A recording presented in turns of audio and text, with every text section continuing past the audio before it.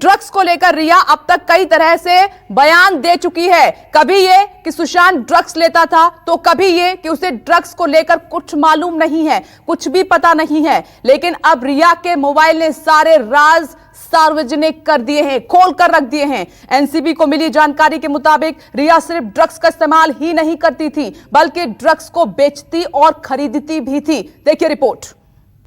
पहले प्यार, फिर इकरार, आखिर में तकरार और जांच चली तो नशे का कारोबार।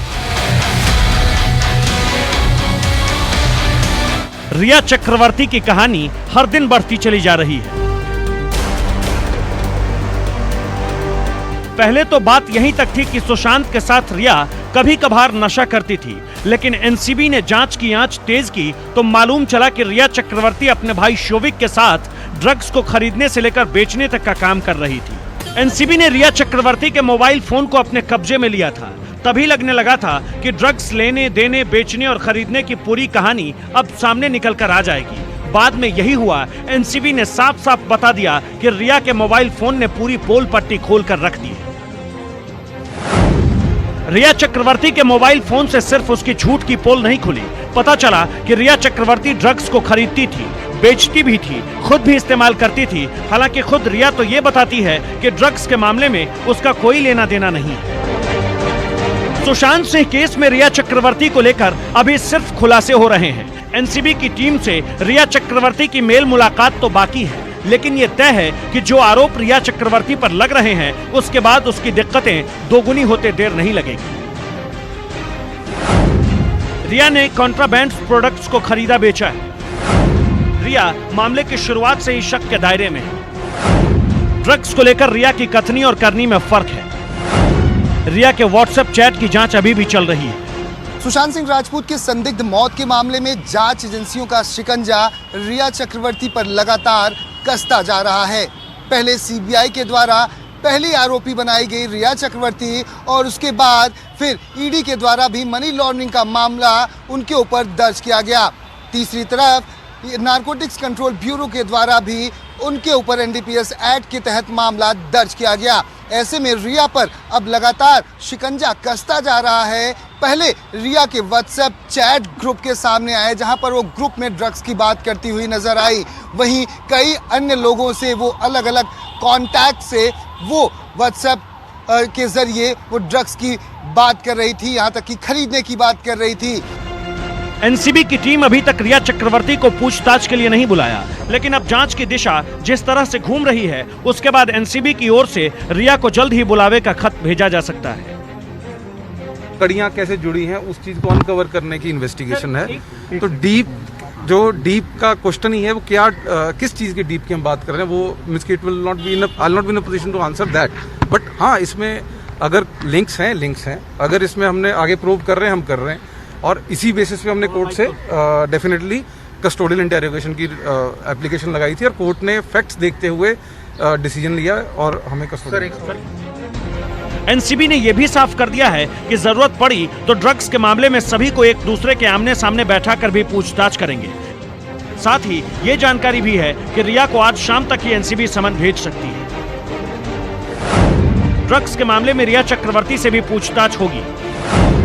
एनसीबी जल्द ही रिया को समन भेजने वाली है। जरूरत पड़ने पर सबको एक दूसरे के आमने सामने बैठाए जाएंगे।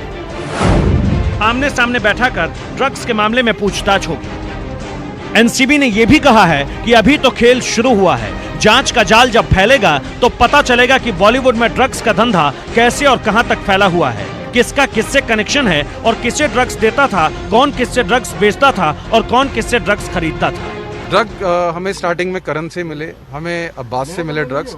ड्रग प्रोसीड जो कि इंडियन एंड फॉरेन करेंसी था, वो हमें जायद से मिला।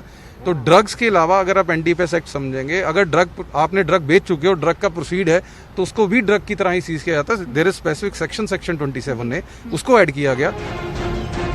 अब तक जितने ड्रग पैडलर को गिरफ्तार किया गया है और जिनको टारगेट पर रखा गया है, उन सब से पूछताछ चलती रहेगी और ये जाना जाएगा कि सच क्या है और क्या है बॉलीवुड का ड्रग्स के साथ असल रिश्ता।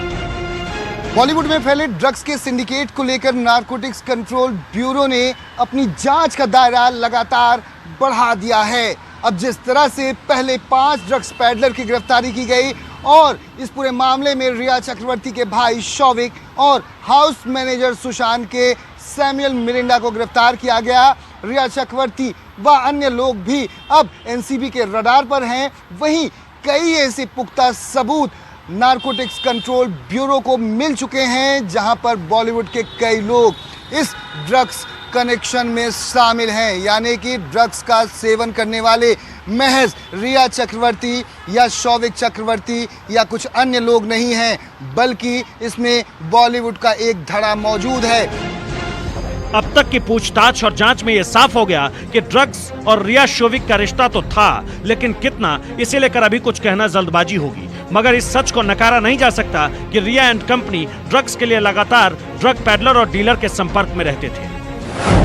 पहले शोविक चक्रवर्ती ने ड्रग्स नहीं खरीदने की बात कही थी, फिर शोविक एनसीबी के सामने अपनी बातों से पलट गया। एनसीबी के सामने ड्रग्स खरीदने की बात शोविक चक्रवर्ती ने कबूल ली।